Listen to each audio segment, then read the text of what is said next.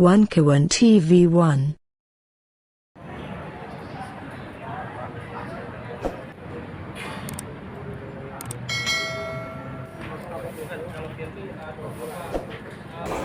Bismillahirrahmanirrahim. Assalamualaikum warahmatullahi wabarakatuh. Waalaikumsalam.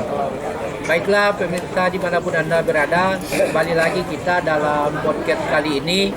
Di tengah-tengah kita sudah berada para kuasa hukum Luar yang biasa. tergabung dalam tim pembela ulama dan aktivis TPUA, dan juga salah satu Dari Dre. terlapor dari Joko Widodo yang nanti berinisial kita koreksi. RS, koreksi ya? Iya, Karena nggak ada terlapornya. Ternyata setelah ditanya-tanya di depan Barreskrim tadi di hadapan penyidik Polda Metro Jaya, rupanya tidak ada terlapor. Ya, nanti akan dijelaskan langsung oleh Bang Roy Suryo. Baiklah pemirsa sudah pernah berada pada hari ini. Ada dua terperiksa yang diperiksa pada hari ini, yaitu Mas Roy Suryo sendiri dan yang kedua Dr. Siti Fauzia. Dan Mas Roy sudah selesai diperiksa kurang lebih 5 jam, sejak dari jam 10 siang sampai jam 3 sore. Sementara Dr. Tipa masih dalam pemeriksaan BAP. Masih sebentar ya. Mudah-mudahan dalam waktu dekat bisa keluar. Baik, langsung saja kita ke Mas Roy terlebih dahulu untuk bisa menjelaskan apa aja tadi yang ditanyakan oleh para penyidik yang ada di Polda Metro Jaya. Silakan Mas Roy. Terima kasih ya. Jadi pertama-tama kita haturkan puji syukur terhadap Allah Subhanahu wa taala yang sudah memberi hikmat sampai dengan sekarang ini ya. Kita tidak mungkin bisa selancar ini sebagus ini kalau tidak ada ridho dari Allah Subhanahu wa taala. Amin. Yang kedua, saya juga berterima kasih kepada seluruh rekan-rekan semuanya. Ya, baik yang ada di sini maupun yang ada di lapangan ya. Mak-mak yang semikian luar biasa hebat. Mak-mak di belakang. Termasuk juga teman-teman dari Banten ya, yang juga kita sama-sama bersamai. Insya Allah kita juga bersama dengan Pak Khalid nanti tanggal 18 kita akan ada di Menara Cangkir nanti di Cangkir yang ada di sini. Ya, jadi kita memang bersama-sama.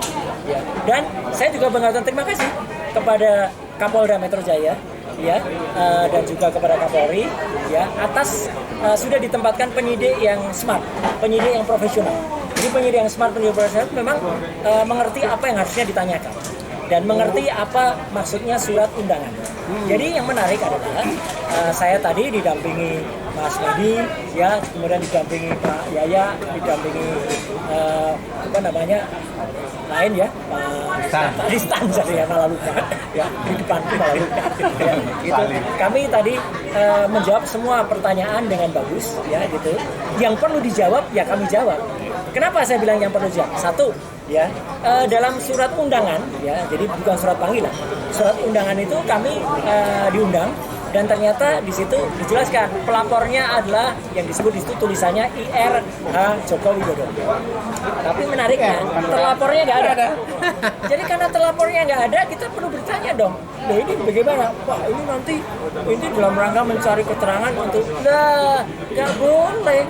Harus ada terlapornya. Ya. Kenapa? Ya, karena kalau nanti ternyata kami ini dijadikan saksi dan ternyata terlapor itu ada hubungan keluarga dengan kita, ya ini prinsip hukum. Dan ternyata hubungan keluarga itu ada 2 tahap di atasnya atau 2 tahap di bawahnya, maka kita nggak boleh jadi saksi karena saudara. Jadi itu clear. Apalagi kalau terlapornya itu kita sendiri. Dari awal, daripada mubazir kita ngomong ngalor ngidul panjang lebar, nanti nggak bisa lagi dipakai. Karena kita bisa menolak atau kita bisa keberatan. Nah jadi saya tanyakan, karena mereka tidak bisa menjawab siapa terlapornya, ya sudah. Kalau gitu, ini nggak perlu ada pertanyaan yang tidak ada hubungannya, nggak perlu dijawab.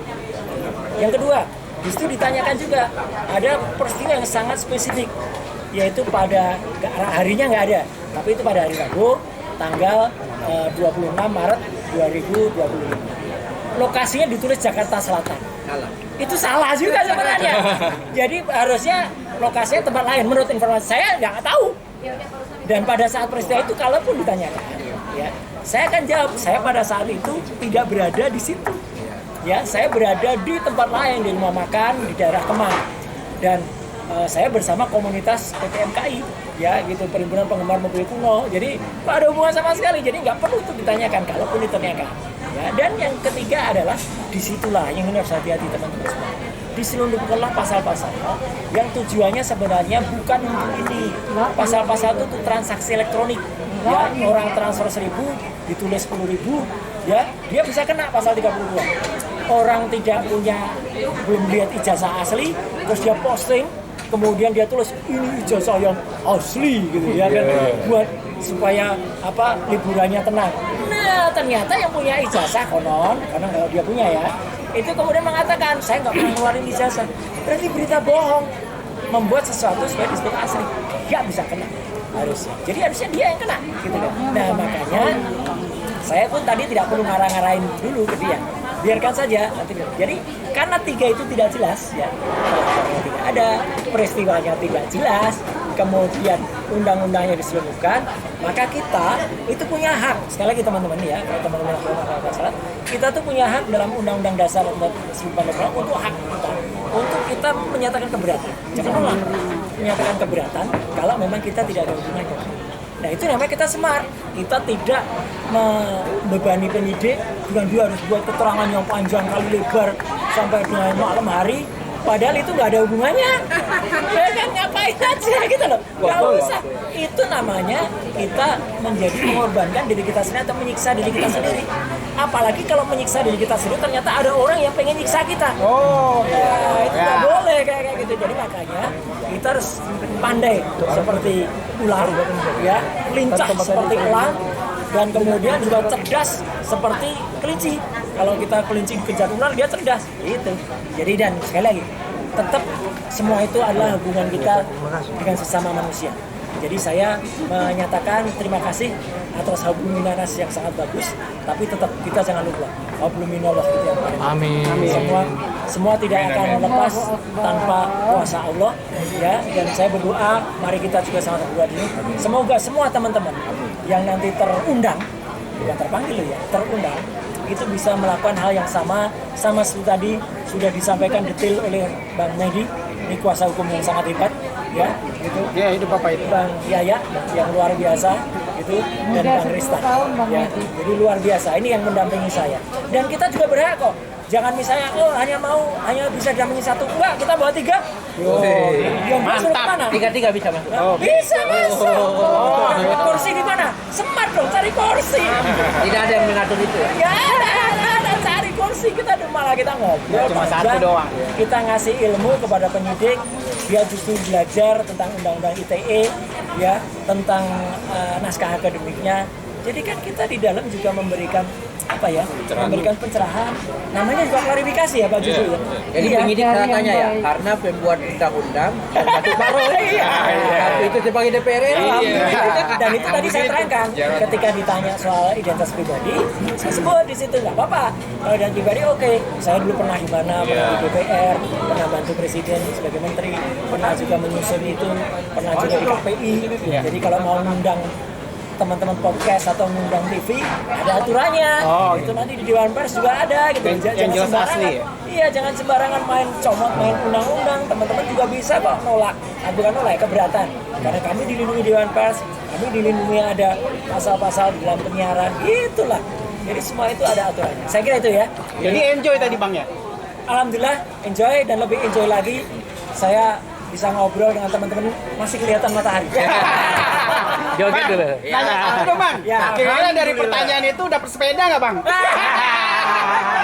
Tadi jangan kaget.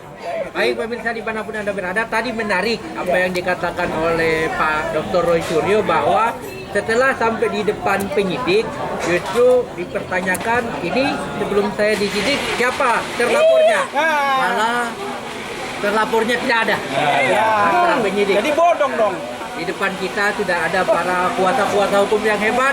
Kita akan bertanya ke Pak Medi terkait apakah ada yang mengatur tentang itu Pak Medi. Tidak ada terlapor, kemudian sudah banyak yang diperiksa, tapi justru bisa jadi nanti terlapornya suka-suka mereka ngisinya Nah, itu siapa. dia. Silakan. Yang mana? Masalahnya yang cerdas Mas Roy. Ya. Penasihat Silakan, hukumnya jawab. cerdas. Ini kuasa hukumnya ada 3 ya, ganti-gantian. Penyidiknya juga cerdas, nyambung gitu. Oke. Jadi saya kira udah semua dijelaskan dengan Mas Roy. Mungkin Ya, dari rekan silakan saya tambahin Pak, untuk selaku kuasa hukum. Jadi tadi kan Pak Roy diperiksa. Sebelum periksa Pak Roy nanya, siapa sebenarnya yang dilapor? Iya. Ternyata terlapornya nggak ada. Silakan. Silakan Pak Resta. Pandangan Bapak secara hukum seperti Terima apa? kasih ya. Jadi kita tadi ada 3 orang dari kuasa hukum mendampingi Pak Roy. Jadi ini yang akan kita sampaikan adalah apa yang kita lihat ya. Jadi memang tadi sempat Pak Roy ini menyatakan ada beberapa keberatan sebenarnya. Di antaranya adalah satu, ini siapa pihak terlapornya? Memang tadi terlihat pelapornya adalah disebut Insinyur Haji. Terlapornya siapa? Ini ditanyakan kepada penyidik tadi ya. Nah, jadi tadi telah disampaikan bahwa ini tidak ada terlapornya. Nah, kita sampaikan ini kan tadi juga sebelumnya sudah disampaikan oleh Pak Roy. Ini laporan polisinya adalah tanggal 30 April dan keluarlah surat perintah penyelidikannya di hari yang sama. 30 April juga. Nah, itu juga tercatat. Lah, ini terlapornya siapa? Ini belum ada terlapornya. Padahal kalau kita melihat biasanya kalau laporan polisi itu memang tidak wajib, tapi biasanya itu harus ada terlapor. Kecuali misalnya kalau tidak ada terlapor, mungkin dia tidak diketahui identitasnya siapa, gitu kan? Ini kan kalau kita lihat ramai di media, ini sebenarnya terlapornya kan sudah sebut-sebut kelihatan nih ada inisial-inisial, tetapi pada saat laporan ini LP ini kita tidak ada melihat siapa yang terlapornya siapa. Tadi sudah ditanya oleh Pak Roy pada saat itu, sampai sekarang tidak diketahui siapa terlapornya. Kita keberatan juga tadi Pak Roy ya, bahwa ya saya sebenarnya harusnya sudah tahu bahwa siapa terlapornya di sini. Karena apa? Apabila Pak Roy menjadi terlapor akan mungkin nanti kelanjutan bisa menjadi tersangka atau terdakwa, otomatis kan haknya Pak Roy ini bisa hak diam untuk tidak berbicara. Jadi dari awal harusnya disampaikan gitu loh. Jadi Bang, sudah ada 8 orang yang diundang oleh Polda Metro Jaya Sampai jam 11 malam. diperiksa. Yang lainnya diperiksa dari pagi jam 9 sampai jam setengah 11 malam. Nah, apakah dengan tidak adanya terlapor, kasus ini bisa ditutup atau laporan tersebut ditutup karena cacat? Iya, cabut. Gimana? Menurut Abang, selaku kuasa hukum, cabut. Silakan mau jawab. jadi Bapak. kebetulan kita nih tim ya, mungkin Ya. biar bisa Siap. sama-sama. Siapa? Silakan Pak. Pandangan hukumnya seperti apa? Nyampe. Apakah bisa dicabut laporannya atau gimana? Silakan. Terima kasih ya. Saya nggak langsung menjawab di situ. Oi, Saya mantap. menjawab dari suratnya. Ya, Itu kan ada surat undangan. down.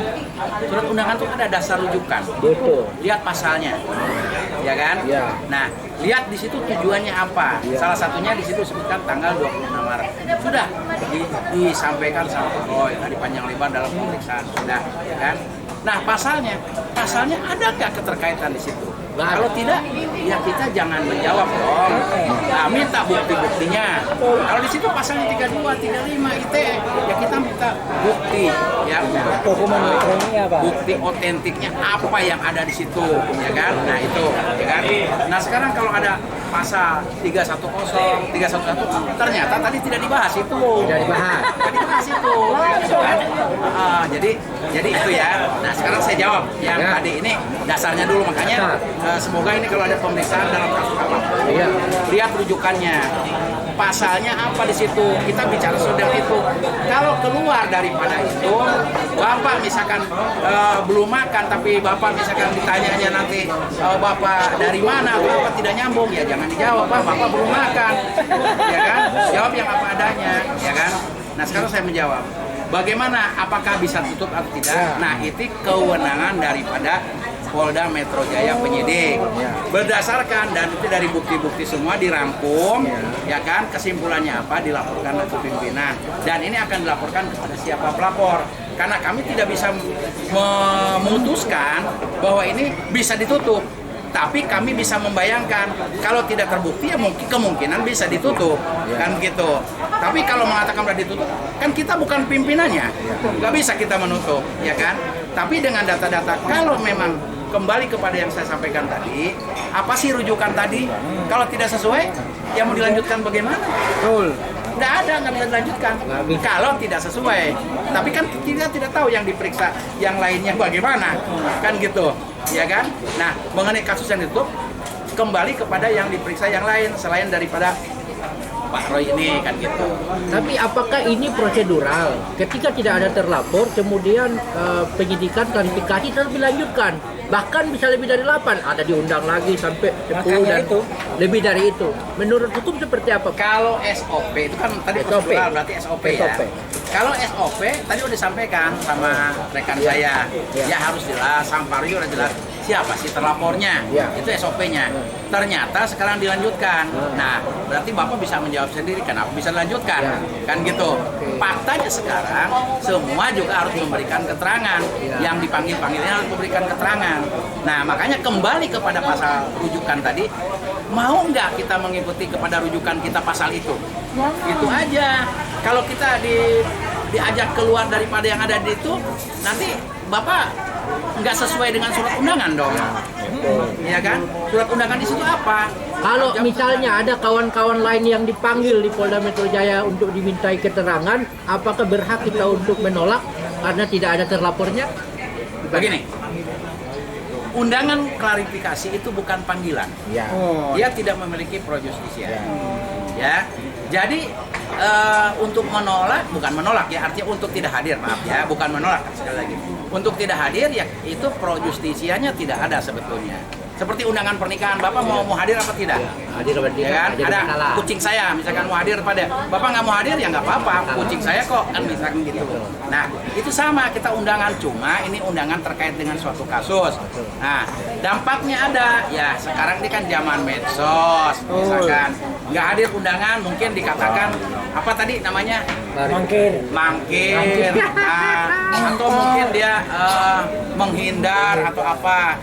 Ya kalau saya sih ya, kalau ada undangan, walaupun itu tidak ada pro justisia, saya sarankan hadir aja, jelaskan, kembali kepada undangan tadi, pasalnya apa. Kalau kita tidak hadir, berarti sama dengan mengatakan ya. Kan gitu, ya kan? Nah, ini masih ada 2 orang yang sudah dipanggil tapi belum datang. Inisial AS, ya kan, sama ES. Ya. Keduanya belum datang sampai saat ini. Tetapi kalau sampai panggilan ketiga keduanya tidak datang, Saya nggak bisa menjawab yang itu, karena sampai sekarang saya juga tidak tahu apakah ada undangannya atau tidak. Saya nggak bisa menjawab. Ya, Bapak bilang ada, tapi saya nggak bisa menjawab karena saya nggak lihat. Kan saya harus melihat fakta, ya kan? Nah, kalau saya menyebutkan begini, berarti saya udah melanggar undang-undang ITE lagi kan gitu. Ya, nah, hati-hati yang podcast nanti diundang, dipanggil. saya bisa menjawab kalau memang faktanya ada. Tapi kalau di luar fakta jangan ngarang-ngarang, Pak. Saya bukan pengarang, Pak. Ya. Mungkin itu, Pak ya. Oke. Kita ke Pak Juju. Pak Juju, dalam kasus yang dilaporkan oleh TPUA di Bareskrim Mabes Polri pada bulan Desember 2024, sampai saat ini sudah ada tindak lanjut oleh Bareskrim Mabes. Bahkan sudah sampai ke Solo, ke UGM, KPU RI sudah diundang dimintai keterangan, KPU DKI terkait pendaftaran Jokowi di gubernur dan presiden. Menurut Pak Juju, dengan adanya kasus yang sudah kita laporkan di Bareskrim Mabes Polri dan ada juga laporan yang dilaporkan oleh Joko Widodo di Polda Metro Jaya, mana kira-kira yang lebih dahulu untuk ditelusuri, diproses? Silakan Pak Juju. Assalamualaikum warahmatullahi wabarakatuh. Jadi mengomentari terhadap apa yang sebetulnya atau TPU sudah lakukan, di mana sebelum proses pemeriksaan kawan-kawan kita di Polda Metro Jaya ini, ya rekan-rekan teman-teman kita di TPUA sudah melaporkan sebelumnya, ya kira-kira 2 bulan lalu ya, sekitar 2 bulan lalu itu di Bareskrim Mabes Polri, kan begitu, itu sudah melaporkan hal itu. Tapi dalam perjalanannya laporan kita itu kelihatannya diabaikan, mereka lebih memprioritaskan yang Polda ini di sini ini. Yang tidak ada terlapor. Ibarat kita mau jalan nggak ada arah. Nggak ada Kata kompas. nggak pakai sen. Kata kompas nggak ada tujuan. Jadi seperti itu. Tapi kita juga dapat informasi dari penyidik Barreskrim bahwa mereka sudah melakukan pemeriksaan katanya. Berapa orang? 12 orang berapa ya? Kami sudah melakukan pemeriksaan tanpa sepengetahuan kita seperti itu. Sudah dilakukan pemeriksaan, artinya proses atau prosedur di Barreskrim itu yang tentang laporan kita TPUA itu sudah diproses katanya, walaupun hanya 2 orang kalau saat sudah diperiksa, yaitu Bapak Rijal Fadil dan satu lagi saya lupa. Kurnia ya? Kurnia, Rijal, sama Rustam, 3. Rustam juga udah ya? Sama Pak Medi. Ini Pak Medi. Oh iya, Pak Medi lupa saya. Pak Medi juga. 4. Kan saya juga, beliau juga Pak Medi diperiksa juga. Di Barreskrim seperti itu. Tapi kalau melihat gejalanya bahwa mereka akan lebih fokus kepada hasil pemeriksaan di Polda Metro Jaya ini, kita tahu lah.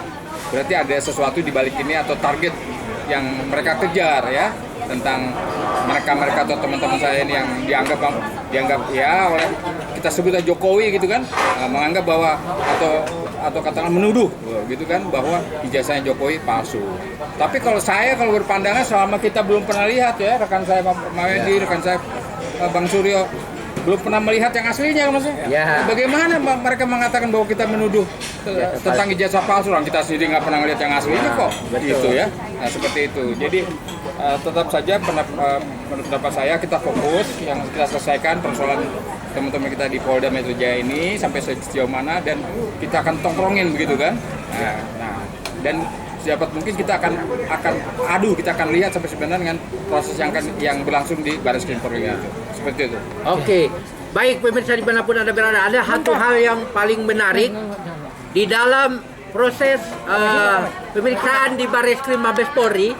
Itu kata penyidik dari Barreskrim bahwa sudah 90% Pak Roy katanya. Sudah 90%, dan yang paling menarik itu adalah mereka akan melakukan uji lab forensik ijazah Joko Widodo yang sampai saat ini ijazahnya sudah ada di Barreskrim yang diantar oleh ponakannya Jokowi ya kemarin ya di Barreskrim. Nah, menurut adik ipar. Jadi berarti adiknya dari Ibu Iriana. Dan sekarang ijazah konon katanya itu asli sudah dipegang oleh Barreskrim untuk diuji lab forensik. Ini pertanyaan menarik buat Mas Roy Suryo. Kira-kira kalau misalkan uji lab forensik ini mereka hanya libatkan satu pihak, dalam hal ini Barreskrim Mabes Polri, kemudian tidak melibatkan pihak independen, apakah menurut Mas Roy itu bisa dipercaya hasil lab for? Silakan Mas. Ya, gini. Jadi supaya clear semua ya. Jadi kita kemarin sempat Dr. Esmond itu menyatakan harus ada laboratorium pembanding. Ya. Misalnya Singapura atau bahkan kita juga bersama Belanda, Jepang dan sebagainya. Cuman kan itu memang mungkin dalam peraturan hukum Indonesia nanti agak sulit untuk bisa melakukan beracara di sidang. Nah, kalaupun tidak, kita minta hasil dari laboratorium forensik itu terbuka. Artinya gini, ya, saya ulangi lagi. Yang namanya hasil uji lab for itu tidak boleh hanya satu kalimat pendek, misalnya ijazah asli atau autentik. Gak bisa, itu namanya naratif saja. Ya, kalau kita periksa kesehatan, ini ibaratnya aja. Ya, apakah juga kita mau terima kalau misalnya dari laboratorium itu bunyinya hanya Anda sehat gitu? Kan enggak. Kita mau terima kalau itu detail. Kalau misalnya adalah di situ SGPT berapa, SGOT berapa, kemudian clear di situ. Ya, jadi detail Bang. Dan nanti harus ada, misalnya ijazah. Saya langsung strik. Ijazah itu harus satu dipublikasikan. Sehingga dengan dipublikasikan itu banyak hal yang bisa kita dapat. Satu, sama nggak yang diposting oleh si PSI itu. Kalau beda, dia langsung kena sebar hoax ya. Betul. Kalau sama, berarti apa yang kami teliti, Dr. Esmond teliti, ya sama. Jadi itu hasilnya. Ya, kalau itu terjadi. Yang kedua, ya, itu harus muncul detailnya. Satu, kertas. Carbon datingnya kertas, bahan pembentuk kertasnya itu harus apa? Itu harus clear. Saya nggak akan bocorkan, tapi itu nanti ada kertasnya terbuat dari apa, campurannya, kemisnya apa dan lain sebagainya. Kemudian tintanya, setidak-tidaknya 6 tinta di situ. Kenapa kok bisa 6 tinta? 1 tinta cetak tulisan ijazah, Universitas Gadjah Mada, bla bla bla bla. Itu jelas cetakan yang harusnya ada tuh tahun 85. Dari percetakannya, apapun nama percetakannya, ya, untuk ijazah. Yang kedua, cetakan logo UGM. Itu tintanya lain lagi. Ya, karena itu emboss dan gold. Ketiga, cetakan nama pemilik ijazahnya. Nah, dia pakai ballpoint. Gak bisa dia pakai misalnya merek-merek yang ballpoint sekarang. Ya, yang baru-baru. Tempo dulu harusnya. Itu pakai ballpoint yang pakai mungkin tintanya celup. Nah, harus sesuai. Keempat, ya. Nama atau penanda tangannya rektor. Itu tintanya lain lagi. Iya kan? Tanda tangannya dekan, tintanya lain lagi. Jadi itu harus diperiksa, pasti beda-beda. Yang keenam adalah capnya, di situ ada cap dari kampusnya, ya gitu. Jadi misalnya fakultas kehutanan. Jadi dengan ada 6 variabel ini, itu harus jelas nanti detail bahannya apa. Saya selalu menyatakan bahwa yang namanya ijazah itu gampang sebenarnya. Itu kayak ayam. Ijazah tidak bisa terbit tanpa skripsi yang benar. Skripsi itu saya berani pastikan 99,9% saya sudah pegang bukti skripsinya. Jadi itu namanya primary evidence skripsinya. Itu clear banget. Ya, dan dalam skripsi itu ya, itu jelas banget tidak ada lembar pengujiannya. Tidak ada nama-nama yang dulu sering disebut. Semua ingat gak? Siapa nama dosen pembimbing skripsi yang disebut oleh? Siapa namanya? Berita terbaru. Kasmujo. Saya baca di CNN. Kasmujo tegaskan bukan dosen pembimbing skripsi. Tukang bohong. Ketahuan Dempul. Tukang timbul. Dan tadinya mau dibelokkan dia mau jadi dosen pembimbing akademik. Nah, Pak Kasmujo, terima kasih. Jujur, dia bilang saya waktu itu masih muda, belum bisa saya interaksinya sebagai asisten dosen dengan mahasiswa itu baru sebatas membantu memahami mata kuliah dan teori. Jadi nggak tanda tangan KRS. nah, itu dari CNN ya. Ini CNN. Iya. Dapat sepeda. Kebul. Clear. Ini merupakan pernyataan langsung dari Pak Kasmujo. Kasmujo. Kita mengucapkan terima kasih. Iya kan? Karena kalau enggak, Pak Kasmujo akan diperiksa sebagai salah satu terlapor dari 8 yang diadukan. Ngaco itu. Pak Kasmujo takutan kejujuran. Bagus. Terima kasih, matur sembah nuwun Pak Kasmujo. Lanjutkan. Salam hormat. Dan insya Allah, sekali lagi saya harus bilang, Allah SWT memberikan berkah sebesar-besar. Amin. Ya PPUA Allah. bersama Pak Kasmujo. Pak Kasmujo. Hidup Pak Kasmujo. Oke, close. Oke, karena di sini sudah ada Abang Refli Harun dan ada juga Pak Hojin selaku pengacara. Mungkin kita akan mulai lagi kalau Pak Refli mau buka podcast. Ini Pak Roy bisa, silakan Pak Refli. Kalau mau podcast atau mau lah. Iya. Pak Kasmujo. Mas Refli. Mas. Mas. Kasih Pak Kasmujo. Oke, kita akan bahas. Ya, baik pemirsa dimanapun Anda berada. Di tengah kita, Mas Kosinudin dan Pas di Refli. tengah kita sudah berada. Sore. Ini masih sore. Ya, jadi Pak Kasmujo tadi menyatakan Pak Refli bahwa Pak Kasmujo dalam keterangan terbaru menyatakan beliau bukan merupakan dosen pembimbing.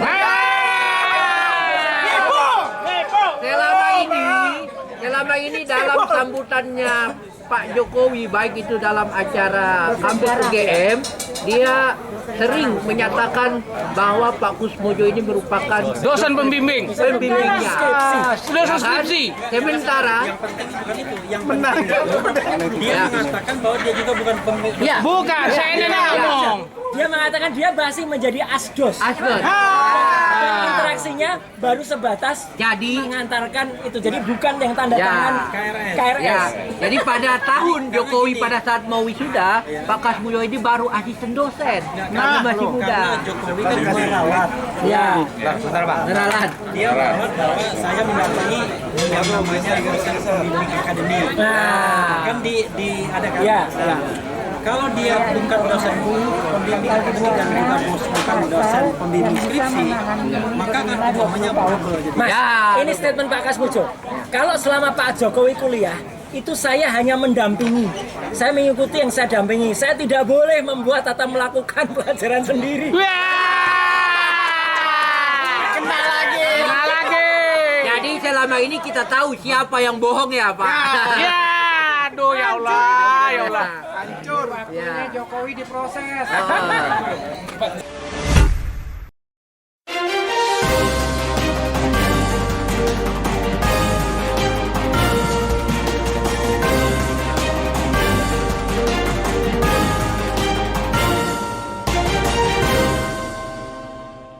One Kawan TV 1.